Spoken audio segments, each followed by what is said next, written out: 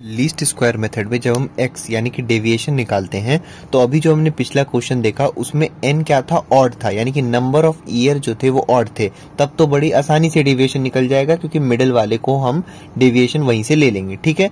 लेकिन ऐसे कंडीशन में क्या करोगे जहां पे n यानी कि नंबर ऑफ ईयर्स इवन हो। देखो वैसे कंडीशन में आपको पता है इवन के केस में दो मिडल के होंगे, जैसे यहाँ देखो 1 2 3 4 5 6 यानी कि दो मिडल का है 2009 और 10।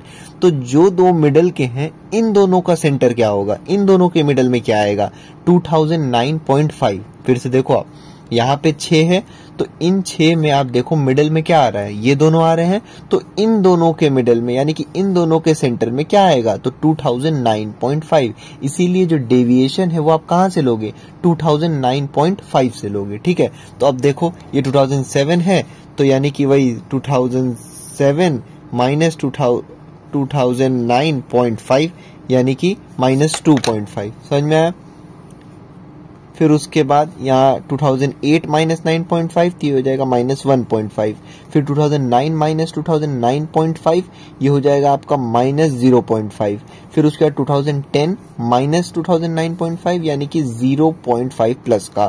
फिर 2011 माइनस 2009.5 यानी कि 11 माइनस 9.5 ये हो जाएगा 11 माइनस 9.5 ये हो जाएगा 1.5। फिर उसके बाद 12 माइनस 9.5 ये हो जाएगा 2.5। अब देखो अब ये ऐसे तो आप इससे भी आंसर निकाल सकते हो लेकिन ये थोड़ा ट्रिकी हो जाएगा। तो जैसा कि आप बुक में देख रहे हो क्या किया गया है, ये केएल गुप्ता में पेज नंबर 112 पे आप देखोगे तो इन लोग ने क्या किया है ना, और ऐसा कर भी सकते हो आप, जो भी जब भी क्या कहते हैं इवन का केस हो तो उसमें जो आपका डेविएशन है वो तो आपका पॉइंट में आएगा, तो उन सबको आप इंटू 2 कर देना। इससे क्या होगा थोड़ा इजी बन जाएगा। जैसे देखो सबको 2 से आप मल्टीप्लाई कर दो, ठीक है। तो -2.5 इंटू 2 यानी कि -5। फिर -1.5 इंटू 2 यानी कि -3। फिर 0.5 इंटू 2 यानी कि -1। फिर 0.5 इंटू 2 यानी कि +1। फिर 1.5 इंटू 2 यानी कि +3 और 2.5 इंटू 2 यानी कि +5। समझ में आया बात को।